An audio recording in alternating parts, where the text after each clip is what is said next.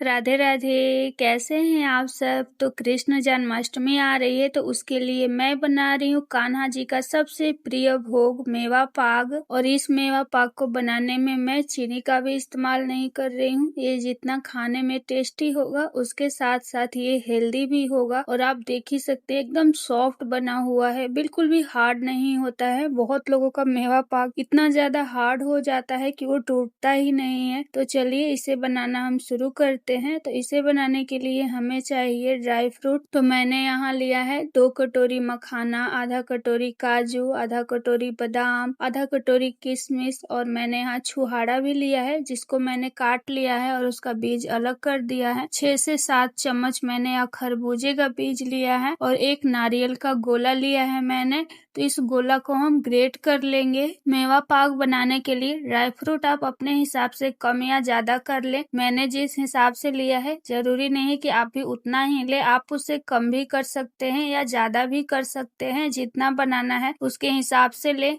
और आपके पास अगर कोई ड्राई फ्रूट इसमें नहीं है तो आप उसे स्किप भी कर सकते हैं। तो मैंने यहाँ नारियल को ग्रेट कर लिया है। तो देखिए मैंने यहाँ आधा नारियल ही ग्रेट किया है, मैंने पूरा नहीं किया है। आधा यहाँ मैंने नारियल बचा लिया है। तो चलिए अब हम इसे बनाते हैं। तो इसे बनाने के लिए गैस ऑन करके एक कढ़ाई रखेंगे और सबसे पहले हम इसमें डाल देंगे खरबूजे का बीज। अभी घी वगैरह नहीं डालना है, खरबूजे के बीज को डालकर लो टू मीडियम फ्लेम पर इसे हम ड्राई रोस्ट कर लेंगे लगातार चलाते हुए। थोड़ी ही देर में ये भून जाता है तो ये फूल जाता है, आपको पता चल जाएगा कि ये भून गया है। तो जब ये भून जाए सारा खरबूजे का बीज हम कढ़ाई से बाहर निकाल लेंगे और गैस को ऑफ नहीं करना है, गैस को ऑन ही रहने देंगे। सिर्फ फ्लेम को हम लो कर देंगे और इस बीज को बाहर निकाल लेंगे। और निकालने के बाद उसी कढ़ाई में हम डाल देंगे घी। तो मैं यहाँ 2 से 3 चम्मच घी डाल रही हूँ और घी के गर्म हो जाने के बाद हम इसमें डाल देंगे बादाम और काजू और डालकर लगातार चलाते हुए इसे हमें भूनना है जब तक कि इस पर हल्का सा गोल्डन कलर नहीं आ जाता है। लेकिन एक बात का आपको ध्यान रखना है कि सारा ड्राई फ्रूट हम एक साथ नहीं डालेंगे। ड्राई फ्रूट हमें भूनना है लेकिन बारी बारी से, क्योंकि कोई जो ड्राई फ्रूट है जल्दी भून जाता है, किसी में ज्यादा टाइम लगता है, तो उस तरीके से हमारा ड्राई फ्रूट जल सकता है। इसलिए हम बारी बारी डालेंगे। तो काजू और बादाम को एक साथ हम डालकर भून लेंगे। तो देखिए इस पर हल्का सा कलर आ गया है। तो जब हल्का सा कलर आ जाए काजू और बादाम को घी से बाहर निकाल लेंगे। तो घी को किनारे पर ऐसे करते हुए निकालेंगे ताकि इसमें का सारा एक्स्ट्रा घी कढ़ाई में ही रह जाए। तो इन दोनों चीजों को निकालने के बाद हमने जो 2 कटोरी मखाना लिया है, दोनों कटोरी का मखाना इस घी में डाल देंगे और डालकर इसे भी हमें लो टू मीडियम फ्लेम पर भून लेना है। इस पर भी हल्का सा कलर आने तक। और जो मखाना है बिल्कुल क्रिस्पी हो जाता है भून करके। तो इसे हम लगातार चलाते हुए भून लेंगे। तो यहाँ जो हमारा मखाना है ये भी बिल्कुल अच्छे से भून गया है,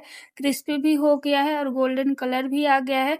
तो इसे भी हम उसी बर्तन में निकाल लेंगे जिसमें हमने काजू और बादाम निकाला है, उसी में इसे भी निकाल लेना है। और निकालने के बाद इसमें थोड़ा सा भी घी बचा हुआ है तो उसी बचे हुए घी में हम छुहाड़ा भी डाल देंगे और छुहाड़ा को भी हमें भून लेना है लो टू मीडियम फ्लेम पर ही। इसे थोड़ी ही देर के लिए भूनना है क्योंकि ये बहुत जल्दी ही भून गया था। तो लगभग 1 मिनट से भी हमें कम ही लगा था इसे भूनने में। और लगातार चलाते रहेंगे क्योंकि ये बहुत जल्दी जल जाता है। तो लगातार चलाते हुए मैंने इसे लगभग 40 से 50 सेकेंड के लिए भून लिया है। और भूनने के बाद उसी बर्तन में हम निकाल लेंगे जिसमें हमने काजू बादाम और मखाना निकाला है। इसे निकालने के बाद हम कढ़ाई में फिर से थोड़ा सा घी डालेंगे, आधा चम्मच के करीब मैंने डाला है। और इसमें किशमिश डाल देंगे और किशमिश को डालकर लगातार चलाते हुए हम भून लेंगे जब तक कि किशमिश फूल नहीं जाता है।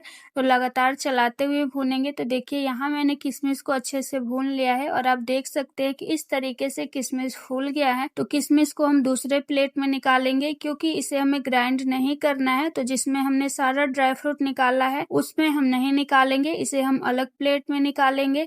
और इसमें जो थोड़ा सा घी बच गया है इसी घी में हम डाल देंगे नारियल जिसको हमने ग्रेट किया था। और नारियल डाल करके इसे भी हम लगातार चलाते हुए भून लेंगे जब तक तक कि इस पर भी हल्का सा सुनहरा कलर नहीं आ जाता है। तो यहाँ नारियल पर हल्का सा सुनहरा कलर आ गया है, तो अब हम गैस का फ्लेम ऑफ कर देंगे और इस नारियल को दूसरे प्लेट में निकालेंगे।